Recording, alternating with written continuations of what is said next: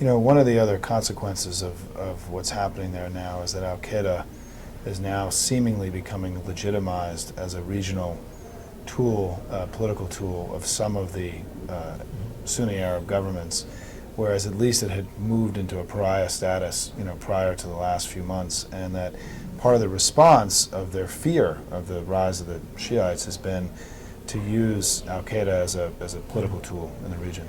How concerned should we be about this in long term of the sort of revival of al-Qaeda? Is al-Qaeda regrouping? Is it strengthening? Is it training new recruits and using them in Iraq? And what's the long-term implication of what's happening with al-Qaeda itself in Iraq today?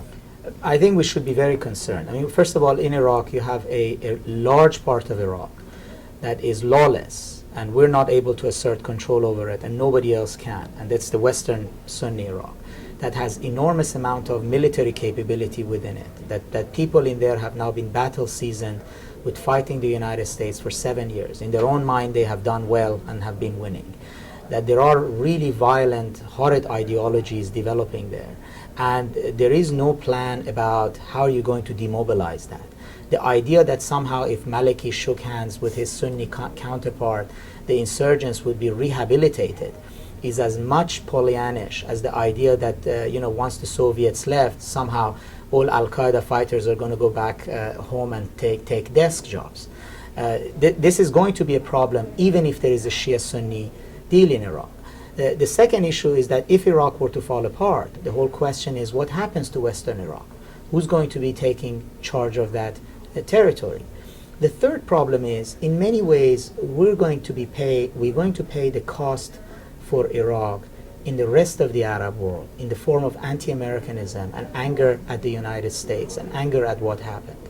That means that the ground for Al-Qaeda is fertile for recruitment, for hiding, for getting donations, resources, money, support, moral and material.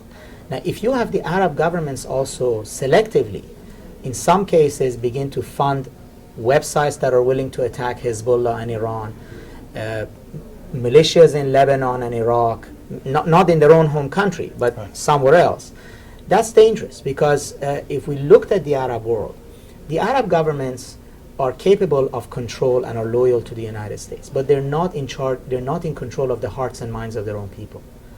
Those hearts and minds are available for anti-American forces to pick. Now, if the governments themselves are also not quite steadfast and selectively dabble in funding, supporting, backing radical groups, what happened in Afghanistan can happen again. Namely, playing with extremists is not a clean weapon, and things can go wrong. I mean, Saudis were not funding militants in Pakistan and Afghanistan because they were opposed to us. They thought it's a good way of dealing with Iran, but something went wrong. Yeah. The Saudis lost control of the Taliban. The same can happen with insurgents in Iraq or Al-Qaeda elements in Lebanon.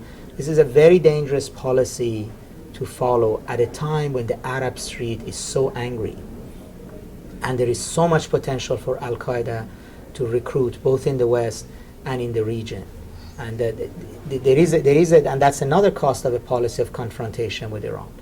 If limiting the influence of Iran in the Arab world means investing in extremism, then you're going to you may win. You may be able to actually really have the pictures of Hassan Nasrallah or the Iranian president come off the walls in the Arab street, but it's going to be the picture of Osama bin Laden that's going to go up instead. Yeah.